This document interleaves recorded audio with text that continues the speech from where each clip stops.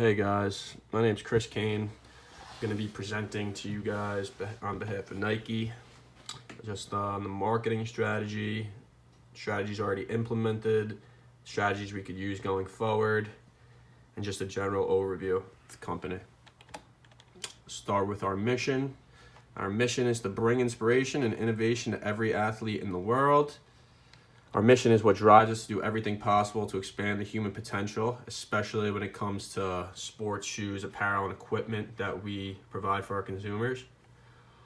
Our managers continually examine and improve strategies and approaches used in the 10 strategic decision areas of operation management, which is something we found on one of the websites provided about Nike. So a little info here on our profits here. The second quarter financial results from that ended on the 30th of November last year. Double-digit revenue growth was driven by strategic execution of the consumer direct offense across all dimensions of portfolio globally. So that means we really did a good job having a diverse portfolio, being successful in each segment of the market that we targeted. And amidst this market that's changing, it's ever so different with Amazon and online ordering. This is a quote pulled out from the executive vice president's chief financial officer of the company. Amidst an increasingly dynamic macro environment, what is certain is that Nike's execution of the consumer direct offense is driving consistently strong growth across our diverse global portfolio. So there you go with that. And here's what I have to say about Nike. So Nike's ability to capture the stories of individual athletes has made their brand extremely recognizable in the king of the sports market. Being able to develop professional athletes, connecting them to individual products by selling their success stories to the consumers.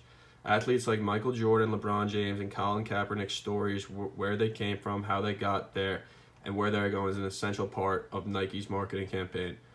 Nike conveys these stories to the consumers, and when they go shopping in the store online, they're more likely to remember how Nike's athletes have opened up about their struggles and how they turn into success and also transcendent figures in our society. So basically, one of the main points here that separates Nike is that we do a great job of storytelling and giving the consumer something to identify with, something with significance. And in this case, we use athletes. We tie athletes to certain political stances such as Kaepernick and their personal brand. All right, to get the ball moving here, we'll do what's pretty common for a company when they consider their marketing strategies is our SWOT analysis of the company. So some of the strengths we have internally are brand. We have great brand recognition amongst the consumer market. The quality of our products are well known, put together well, and last for a long time.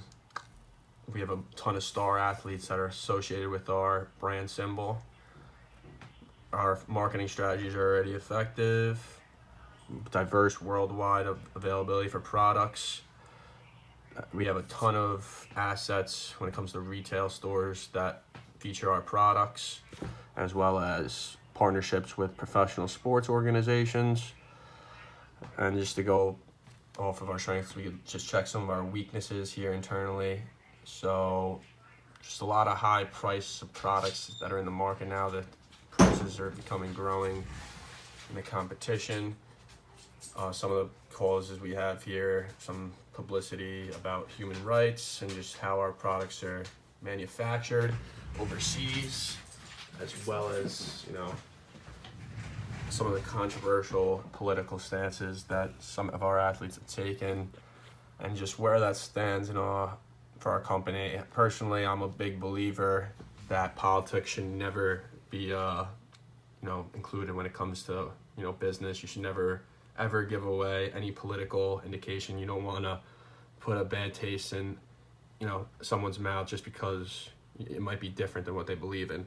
So that's one thing I think Nike could definitely improve going forward. Some of the opportunities we have, there's new markets emerging like esports, so video games is growing. Popularity of that is gone up the past 20 years, and even nowadays it's even more rapidly become popular. More kids staying inside playing games as opposed to going outside and playing sports. Improving technology, drone technology to, ship things, as well as just faster, logistics. Some future huge sporting events, championships, Super Bowls. We have the opportunity to, be eco-friendly, set a good example in the community, and show the consumer that Nike cares about the social issues here. And our threats, we do have a large saturation of competition in the market. There's a big demand of people looking for, equipment that, Nike provides, as well as other competitors.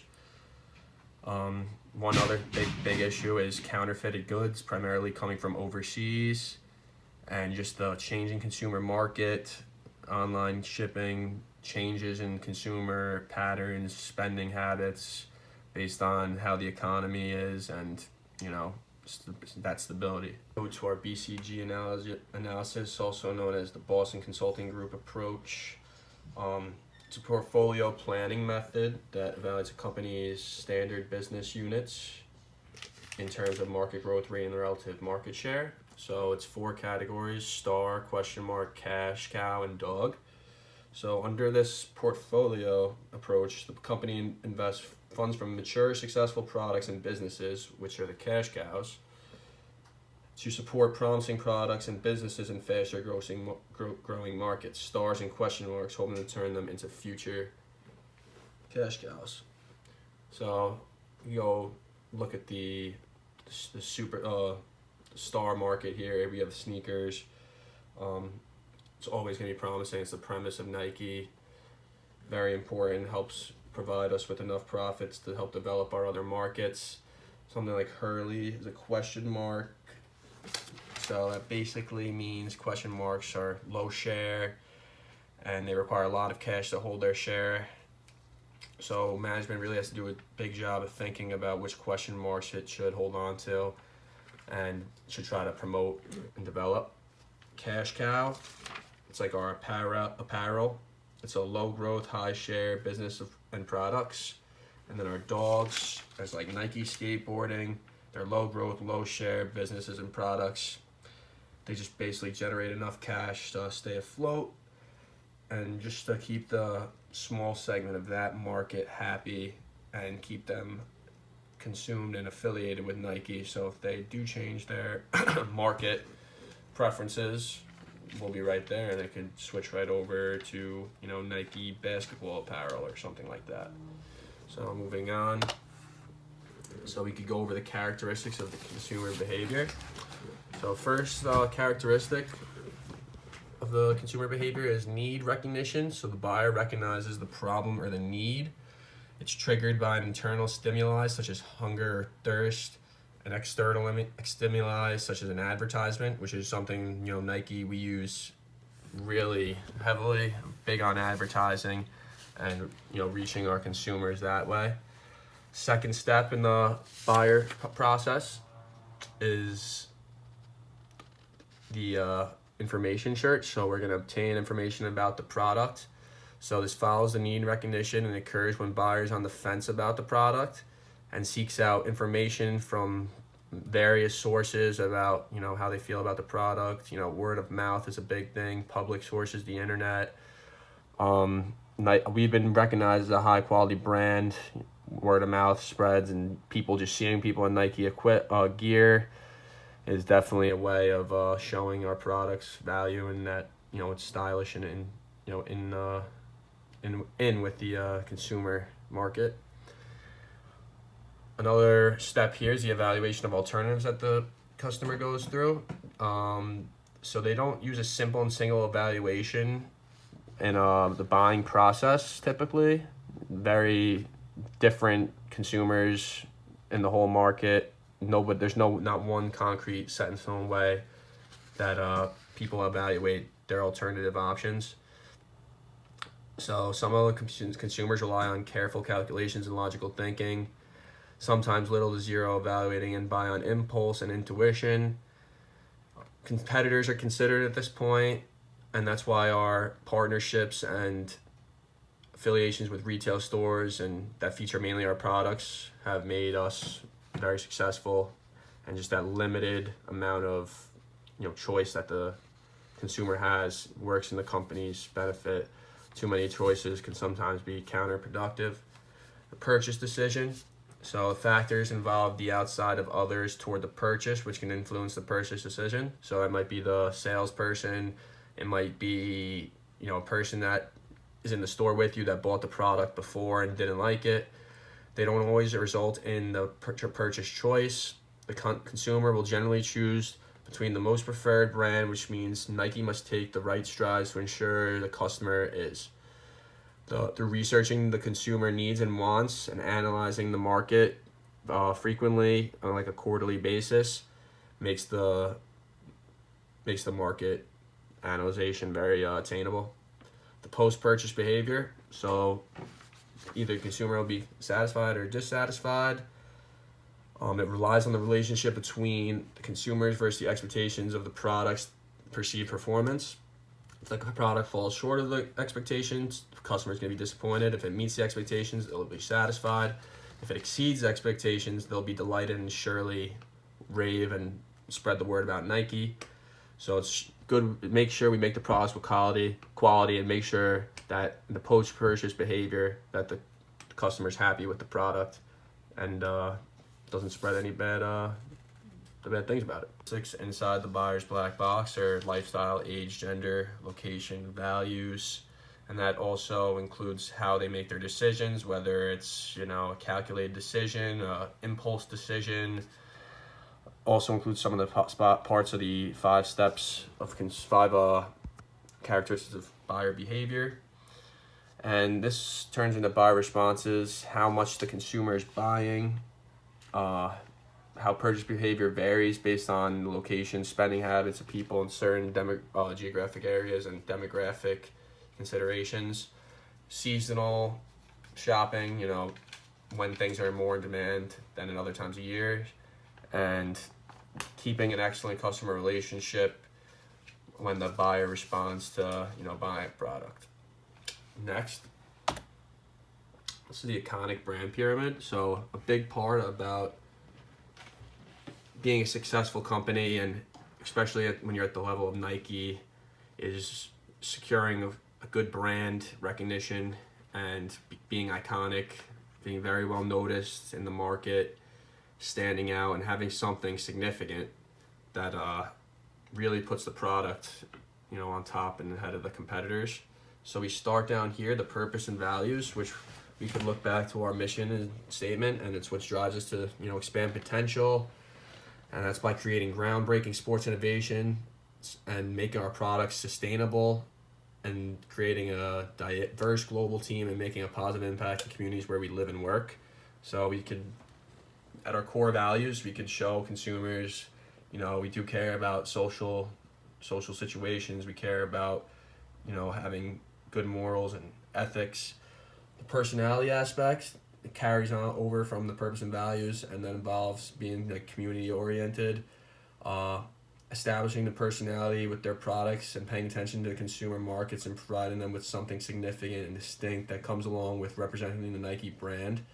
So Nike does a good job creating stories behind their products, which makes them more attractive to consumers, which gives it some sort of personality, like who reps our brand and why they're significant. So the promise part of it here. So the promise is that we're gonna deliver a quality product that is dependable, lasts, it's in fashion, it's gonna provide the athlete with optimal athletic performance, give them the best chance to succeed when they're on the athletic field compared to other brands. If they don't have Nike on, they're not gonna perform to the highest level. And the point of difference here is that Nike, we have world-class athletes, and that's what the standard we hold is. The sponsorships we have, marketing campaigns and slogans like Just Do It, as well as several other slogans and catchphrases that are important to catching the consumer market. is really important to make a difference. This helps associate Nike products with their performance and the products to be used productively. And with all these factors combined, it can make us a very iconic brand and very identifiable to anybody, even if they're not looking for any Nike product. Moving on to the iconic relevance matrix, which is related to the pyramid. So first part is here to protect our signature elements. So just protecting that check mark, making sure our brand is recognized with quality, and just building that quality of the brand. Involve our story and heritage, continue to build relationships with sports teams, other, retailers, individual athletes, separate organizations, and I'll further evolve our story, keep building our story, keep it going as times change and new athletes emerge, and we'll do whatever it takes to continue to evolve our products so our customers are always in a chance for success, like previously mentioned, when they step on the field. The innovative benefits, products like Air Max are always changing, storing the history of the quality and the benefits of the shoe are important. The benefits, the air pocket is important with capturing the customer, and they understand that they're getting something different when they put on that Air Max, and they're way more comfortable and gonna take care of your body and help you out a lot better than any other option out there. And then Reimagine Design also connects to the Air Max, just changing it up as technology moves on. We find new ways to make the shoe better, so continue to chance to change the product style and continue to capture the consumer to make them want that new thing. Increases the chances that they will continue to purchase it annually, or even less than annually going forward, even maybe every year or two. And the appealing nature of having the most current model of the products is definitely something we could look at when thinking about targeting customers. All right, now we could just take a look at some of our brands here that are under Nike's wing here. Tiger Woods, golf here, distinct Nike related. They could, when they go out to the golf course, they want to be wearing, Phil Mickelson or Tiger Woods with a Nike check mark, or Kobe Bryant Elite, Michael Jordan. Capturing these athletes and being able to, sell their stories to the consumer is critically important. Kyrie Irving, especially with younger basketball players now, as Jordan and Kobe have moved on from their careers. Kyrie's really big for, targeting the younger kids and their parents to buy them. Everybody likes Kyrie now. Some of our segments here are Nike women's and men's training. That's a demographic and psychographic, so some lifestyle segments here that we could look at. People that are physically active, need something to work out in, that's gonna keep them cool and hold the sweat and provide them with optimal performance. Another segment here is Nike Golf, so a whole different segment. Clubs, not really the clubs anymore, but more so the apparel. I'm pretty sure the Nike cut off that making golf clubs a few years ago. Nike Kids, so targeting parents especially that are going to shop for their kids for school, and trying to make sure that they want to wear Nike. They want their parents to buy them Nike because that's what all the kids are wearing. And then we could look at like a geographic segment, like our Nike college apparel. So identifying, several universities that are huge, especially in the South, and having an affiliation with Nike, we could target, this group of fans that in these certain areas that will buy our product. All right. And then here's just some of our segments. We have Nike men's training, children's line, Nike golf. You see Tiger with the golf shirt, belt, pants, hat. Nike's women's athletic training, and then there's a couple of our college teams there that use our product and wear the Nike check mark when they step out on the field. Don't you think that the consumer is going to want to wear what their favorite college teams are wearing, especially when they're in areas that don't have a professional team? A lot of places in the country don't really have a big professional sports following, so it's important to have a big segment that's focusing on college sports. So some of our most recently launched new products, we have the Air Max 270 that came out this year. It's the first 100% lifestyle air unit, and it offers the biggest heel volume displacement for maximum air cushion comfort. The Air Jordan 23 is the first laceless basketball sneaker, which is really popular, among young kids coming up. They want to wear Jordan sneakers that certain release dates, certain availabilities. We don't make a million of them. There's a limited edition, makes the product significant, especially with the Jordan. And that's also the Air Max there. And then just our Nike app, which is a new product that's a service really to help bridge our tech and physical retail world between us and the customers, and all through the smartphone. So it's a big aspect of the business there is social media and people using cell phones and having an app for customers to access Nike. So for my own idea in introducing a new product, things like bowling, outdoor and action sports in the past 20 years were a lot more popular, but ever since the video games have come out and they become more popular, they've significantly risen in popularity. So this new product that I'm working on will target this market segment, and it'll be Nike brand gaming apparel. And the goal is to develop a distinct clothing style for gamers that features a Nike check mark.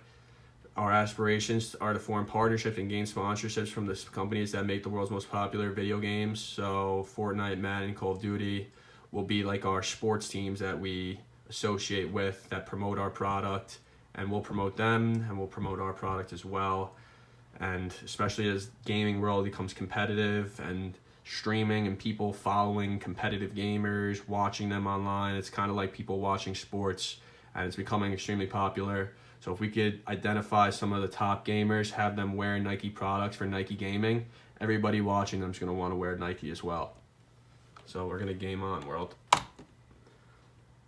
All right, moving on. So our pricing strategy for the company, our pricing strategy varies. We have a value-based pricing strategy as well as a premium-based strategy, but it mainly is based on what the current marketing conditions are. Our value-based pricing strategy is the perception about the value of our products.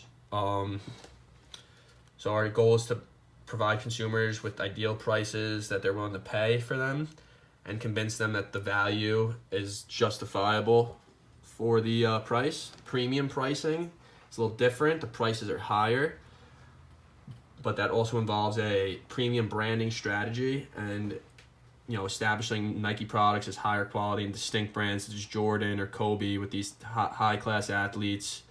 And the use of athletes is vindictive of our strategy for premium based pricing. In 2014, price and also gradually increasing prices is a pricing strategy according to our textbook, as well as the company benefited it substantially because of the ability to mark the prices up gradually over time, can boost profits. And a major factor in these price increases is inflation. So rising costs to squeeze profit margin and lead companies to pass cost increases along to customers, gradually increasing prices over time while maintaining fairness with customers. So just keeping that fairness and gradually doing it over time is justifiable and a way to keep the company on top. So our competition's pricing strategy. Nike uses, Nike's main competitor is Under Armour. They typically use a value-based pricing strategy to target their consumers, basically sell them on high quality and durability at an affordable price. Adidas, they're another big competitor, and they competitively price based on the market, and they also use market skimming, which is setting the prices high initially and gradually bringing the prices down as time goes along, gradually hitting each part of the markets that have access to the products. And then Reebok, which is a little smaller, but they use that skimming strategy, and in the past they've been considered a destroyer. They've been used destroyer, which wasn't in our textbook, but a destroyer pricing policy, which is setting the prices so low that it just throws the market off. And here's Nike in the center, the biggest of all of our competitors, and that's just a decent amount of them right there. So going forward, to make our product for the good of society, for the esports products, we could make sure that the product consists of a lot of, recycled clothes, recycled goods. So this would serve benefiting the environment, promoting recycling and reusability, which will have a positive impact on the society, which will show the company cares and is a big proponent for changing the world's problems that we have with the environment and everything that comes along with it. And then a second aspect will be that every purchase will take a portion out and donate to kids cancer research. So, especially because this is mainly going to be targeting kids that play these video games and the parents of these kids, this will be a good sale on why they should buy the product. It'll really hit home that we give a small little piece of the profit to a meaningful cause. And creating that significance and meaning is really the big thing here. And that really separates us when buying when the consumers buy our products, that they're buying something that is significant and meaningful. It's not ordinary, and it's really a thing Nike is working on developing and has done a great job of. So distributing our products, so there's specialty stores, so the Nike store, House of Sports, House of Innovation at 000, the Nike ID Studios, House of Hoops, which is Foot Locker and connected with Nike models, Dick's Sporting Goods, Finish Line, Foot Locker, Champs, so they specialize in like sporting goods or sneakers, sports apparel. Also a decent amount of department stores buy our products, Macy's, JCPenney, Sears, Lord & Taylor, Superstores, Walmart, Target, Sam's Club, and then off-price retailers, which are considered like TJ Maxx, Marshalls, Costco. They sell the products relatively low after they didn't sell initially in the market, and then outlets that are through the company like Nike. And there's some of our distribution locations. You can see Macy's, JCPenney, TJ Maxx, Nike Clearance Store, Nike Factory Store, Finish Line, Walmart, Nike Store, Marshalls is like a TJ Maxx. So our integrated communication plan, it's for Nike to carefully integrate and coordinate its many communication channels to deliver a clear, consistent, and compelling message about the organization and brands through advertising, using emotional branding in television, magazines, billboards, and the internet, personal selling that occurs in stores, in our retail stores and department stores, sales promotion, so using specialty offers, discounts, coupons, rewards for purchasing, just to capture the consumer and motivate them to buy the product. Public relations, so sponsoring meaningful sporting events, addressing stances and taking stances on social issues, as well as direct and digital marketing, which is targeting certain market segments, such as universities, and the goal is to use the strategy to promote new products to target markets. So going forward, something Nike are going to really build on that Guy Kawasaki suggests is, making sure that the products are meaningful and that consumers can identify with Nike and identify with the culture and world changes. So keeping up with the changing times and remaining innovative with our products is essential. So being able to roll the dice and having multifaceted, intelligent, complete, empowering, and elegant products is important and a good way to polarize the consumer market. And just making sure our name is out there and being talked about is the most important things. And again, just being uniquely valuable to the consumer, and innovative, continuing the profitability, and building a positive brand that consumers can identify superior and more significant to the competition. And there's my references, and that's it.